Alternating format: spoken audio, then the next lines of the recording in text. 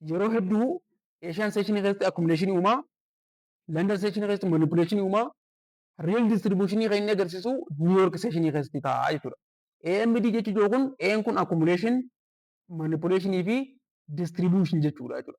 Kana jechuun pricing bakka wayii takkatti accumulate godhaa ture, san booda gara olitti manipulation erga gaggeessee booda distribution yoo inni uumeetu AMD yookaan immoo accumulation and manipulation jechuu dandeenya jechuudha.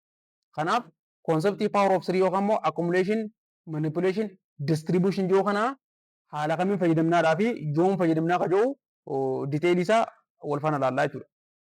Fakkeenyaaf pricing gaafa dura banamu maal godhaa?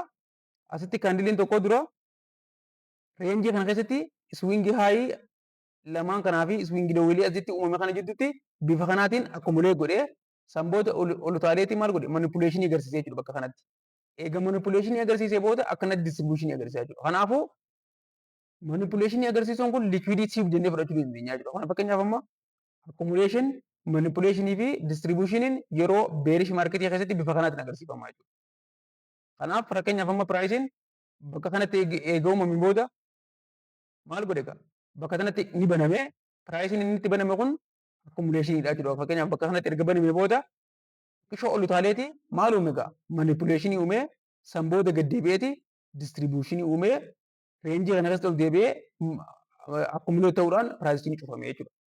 As keessatti immoo fakkeenyaaf AMD yookaan immoo concept of power of three yookaan immoo accumulation, manipulation, distribution yoo kana bullish market keessatti yoo kana ilaaluu taate pricing eessa baname naannoo kana inni baname san booda maal godhe egaa akka banameen xiqqishoo accumulate tahee gaxuxaaleeti wiikiitiin maal godhe manipulation uume, san booda ol utaalee distribution uumuudhaan gara gadii gad deebi'ee accumulation uume close godhe jechuudha. Kanaafuu maarketii yeroo hundaa structure kana agarsiisa jechuudha.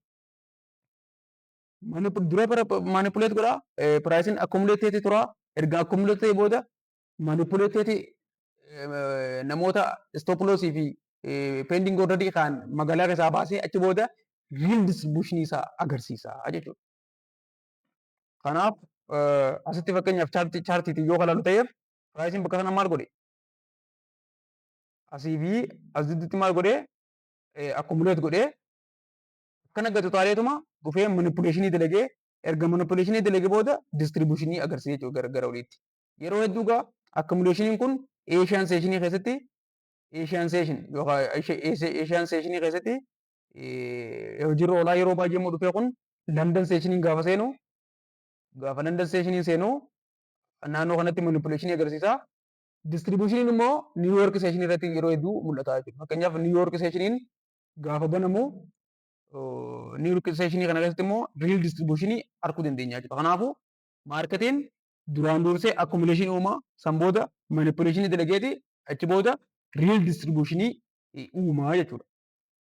Fakkeenyaaf asitti bearish AMD kan yoo ilaallu taateef pricing maal godhe Asian section keessatti range godhe jechuudha. Fakkeenyaaf range godhe accumulation uume as keessatti san booda London akkuma dhufeen London section gaafa banamu pricing gara olitti ol ba'uun maal uume manipulation uume san booda gaa real distribution uumuudhaan gara gadiitti pricing akka inni deemu taasifame jechuudha. Kanaaf yeroo hunda wani jedhama forex trading keessatti yeroo hunda waan jirreef yeroo hedduu garuu pricing Asian section keessatti accumulation uumaa yookaan immoo range marketing uffannaa London section irratti immoo dhufeetti manipulation uume achi booda New York section irratti immoo real distribution uuma jedhameeti ilaalamu jechuudha. Garuu kun yeroo hundaa miti yeroo takka takka Asian section distribution illee uume erga Asian section distribution uume booda haareetti London section keessatti immoo accumulation uumamtee New York section keessatti immoo manipulation ni uumama assumption jedhamutu jira jechuudha. Maaliif pricing structure AMD tiin deemaa jechuudha yeroo hundaa. Yoo dursee accumulate godhee section itti aanu keessa manipulate godhee tattee aantu keessa distribute godhee jechuudha. Fakkeenyaaf osoo qacarraa ta'ee Asian section keessa manipulation jiraatee London keessatti accumulation uumeeti New York keessatti immoo dhufee maal godhaa distribution uumaa jechuudha. Kanaaf patternuma accumulation, manipulation fi distribution kanaatiin deemaa jechuudha pricing jedhamu hundaa. Kanaaf yeroo hedduu Asian section keessatti accumulation uumaa, London section keessatti manipulation uumaa, real distribution kan inni agarsiisu New York section keessatti ta'a jechuudha. Asirratti immoo fakkeenyaaf